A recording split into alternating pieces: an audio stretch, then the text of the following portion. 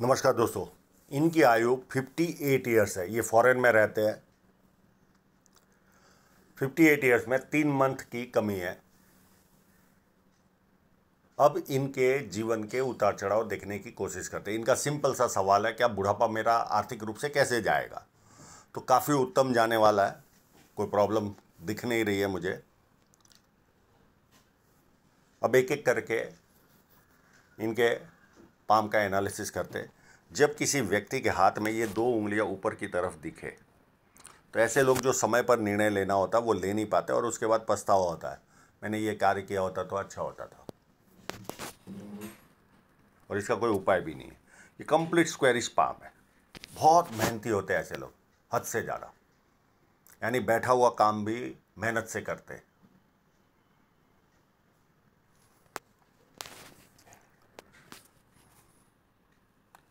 First phalange नुकीला कम है और सेकेंड फैलेंज नॉर्मल है। जहाँ लॉजिक की ज़रूरत है वहाँ लॉजिक यूज़ किया, जहाँ चुप रहने की ज़रूरत है वहाँ चुप। और ये नुकीला कम रहता है तो इधर उधर ध्यान भटकता है। पर ये अंगूठा मांसल है तो दृढ़ निश्चय वाले लोग होते हैं। इनसे बेटा बनकर चाहे उतना मांग लो, बाप बनकर 10 रुपये भी नहीं ले पाओ, इतने स्ट्रांग एटीट्यूड के रहते ये लोग। उंगलियां छोटी है तो हाथ के नीचे काम करने वालों की संख्या ज़्यादा रहती है और फास्ट निर्णय लेते हैं। सूर्य की उंगली देखिए कितनी बड़ी है। ये बहुत ज़्यादा हिम्मती स्वभाव शो करती है व्यक्ति की। जिनमें 50,000 और 50 लाख की रिस्क लेनी हो तो आसानी से लेते ये लोग। ये उंगली फर्स्ट फैलेंज तक नहीं पहुंच रही है तो व्यक्ति डॉक्यूमेंटेशन, फाइलिंग, चीज़ों को संभाल कर रखना, याद शक्ति, मनी मैनेजमेंट और अकाउंट, इन सारी चीज़ों में व्यक्ति कमज़ोर होता है। और नहीं, मूड नहीं रहा। अब इंक लगे हुए पाम पर चलते हैं। उम्र जब हो जाती है तो फोटोग्राफी में भी बहुत तकलीफें आती है। इतनी आसानी से सही फोटो नहीं दे पाते, बहुत मेहनत करनी पड़ती है। बहुत सारी लाइन है। ये व्यक्ति को सुंदर भी बनाती है, 2-4 भाषाओं के जानकार भी होते, बोलने ना आए तो समझ में तो आती है। और व्यापार कुशल होते हैं, यानी बिजनेस की तरफ इनका झुकाव ज़्यादा रहता है। व्यापार समझ में आता है इनको।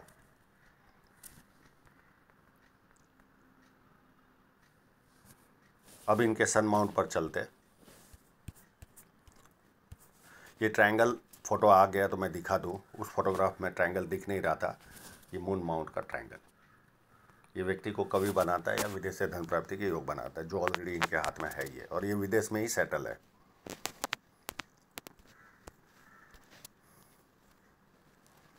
एक साइन यहाँ पर है, देखो कितनी बार एक रेखा से बनती है। और आपको पीछे पूंछ भी दिखेगी इस जगह पर, और यहाँ पर ध्यान से देखोगे तो मुंह भी दिखेगा। ये लाइन ऐसे जा रही है।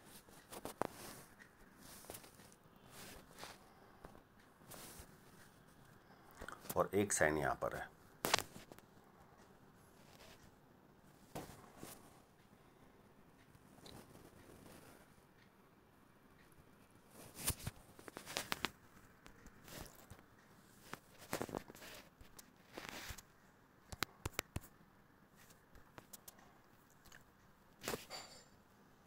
यहाँ पर विद्या रेखा बनी हुई है तो व्यक्ति को बेसिक नॉलेज अच्छा खासा होता है और लोग पूछ पूछ कर इनसे काम करते हैं। और जैसे जैसे उम्र ज़्यादा बढ़ेगी ज़्यादा लोग पूछ पूछ कर काम करेंगे। ये लाइन किसी व्यक्ति के हाथ में हो तो बड़े बड़े लोग संपर्क में आते हैं, यानी इनकी कैपेसिटी होगी उससे भी ज़्यादा बड़े लोग इनके संपर्क में आएंगे और आते भी होंगे।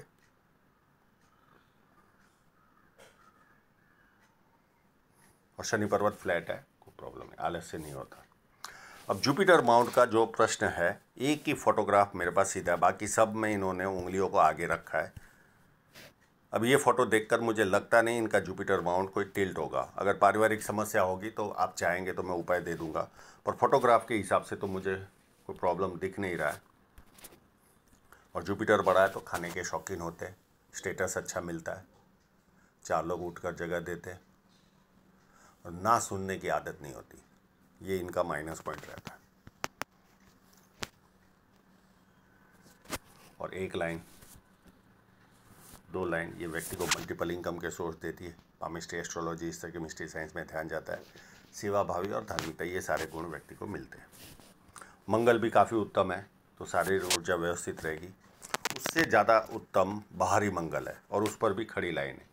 ये लाइनें हो अगर व्यक्ति के कोर्ट केस भी हो जाए तो इनको सफलता मिलती है, जीत मिलती है। और बाहरी मंगल अति उत्तम है, तो एनर्जी के साथ मिलते हैं ऐसे लोग, सामने वाले पर अपनी छाप छोड़ देते हैं। और संकट के समय व्यक्ति अपने लेवल पर संकट का सामना करता है। चंद्र पर्वत का मैं ट्रायंगल दिखा चुका हूँ, इस फोटोग्राफ में इतनी अच्छी तरह से नहीं आया हुआ है। और चंद्र पर्वत देखिए आप अपने आप में उभार है, तो पानी अच्छा लगता है, दूध से बनी वस्तुएं अच्छी लगती है, निर्णय शक्ति अच्छी होती है और नई नई चीज़ें करने का शौक होता है। और ये लाइनें शेयर सट्टे में इंटरेस्ट दिलाती है। और ये ऑलरेडी इनका सवाल भी है, मैं धनरेखा पर आऊँगा तब बात करूँगा।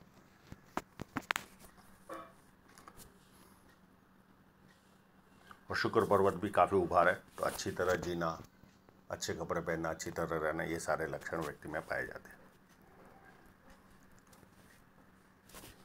हृदय रेखा को देखें तो एक शाखा नीचे की ओर जा रही है, तो ये व्यक्ति को गुस्सा दिलाती है। ये पूरी जुपिटर से टच होकर हृदय रेखा चल रही है, तो भरोसे लायक इंसान होते हैं ऐसे लोग। किसी का 100 रुपया भी बाकी होगा तो सामने से देकर आएंगे, इतने भरोसे लायक होते हैं।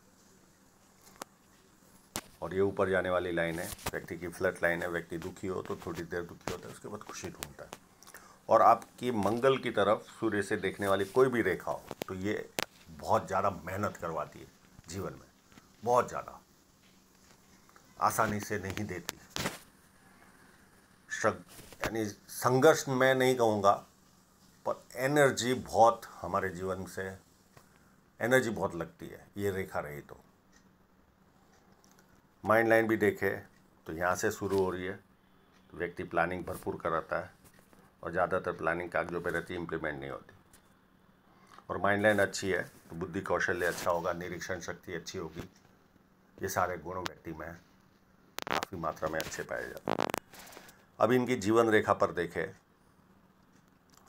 तो एक यहाँ पर मुझे डाउट है, ये अगर माइंड लाइनें होगी, वो मैं जीवन रेखा पर आऊँगा तब इसका डिस्कस करेंगे।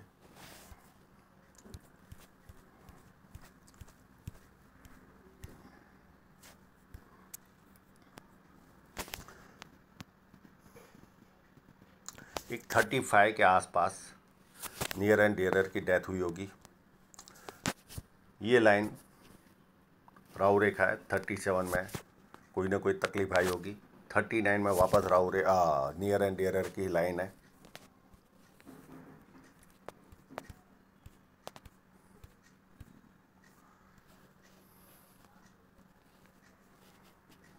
ये 39 वाली नियर एंड डियरर की।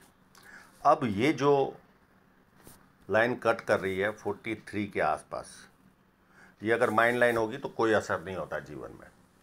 और एक लाइन 45.5 के आसपास है,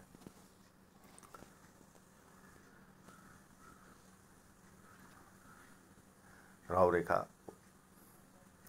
उसके बाद ये 52 की राहु रेखा और उसके पहले 51 के आसपास या 52 के आसपास ही एक नियर एंड डियरर की डेथ की लाइन है।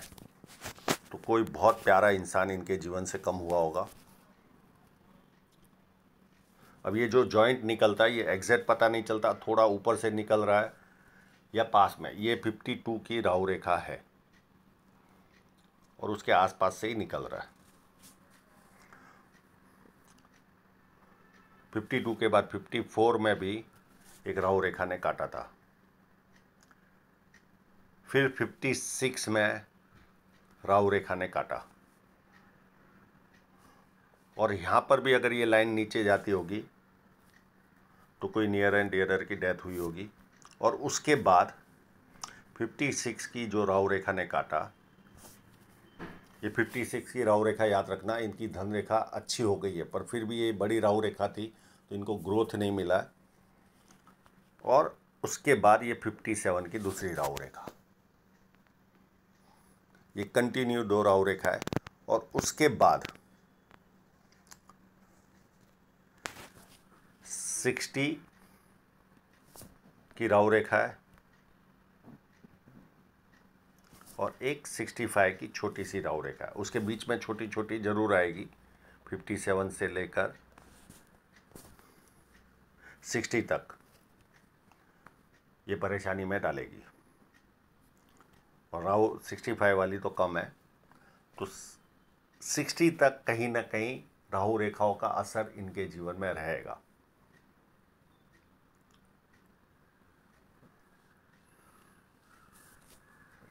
अब इनकी धन रेखा को देखते हैं। धन रेखा पर एक कट लगा 38 के आसपास और उसके बाद दूसरा कट भी उसी के आसपास 6 महीने 12 महीने में लग चुका। एक कट लगा 44 के आसपास या 45 के आसपास और फिर छोटे मोटे कट यहाँ चल ही रहे। और ये इन्वेस्टमेंट की लाइन है, ये अलग अलग समय पर इन्वेस्टमेंट हुआ होगा।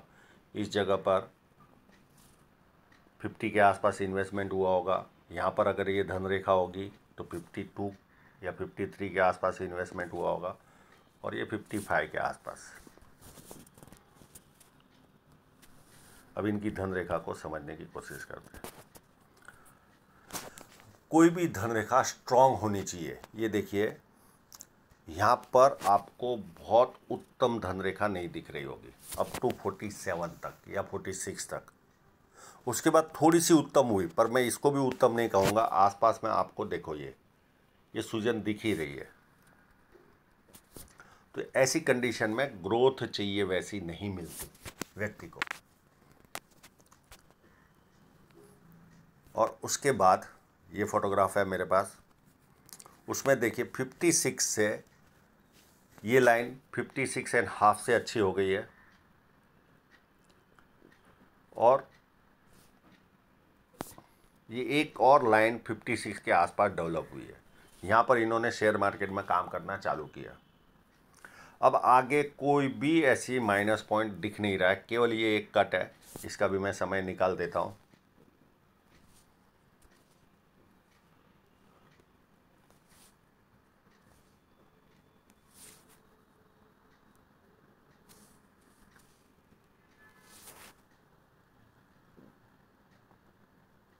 सेवेंटी 73 के आसपास इनको नुकसान जाएगा। 73 से लेकर 75 तक अलग अलग धन रेखा पर, या 76 तक ये अलग अलग धन रेखा पर ये लाइन यहाँ पर 73 से लेकर यहाँ तक ये अलग अलग नुकसान देती रहेगी।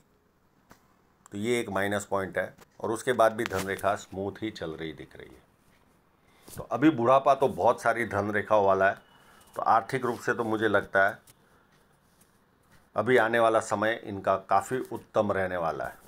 हाँ, राहु रेखा इनको परेशान करेगी, उस छोड़कर जैसे जैसे उम्र आगे बढ़ेगी केवल ये कट छोड़ दे तो उसको छोड़कर धन रेखाएं सारी स्ट्रांग है।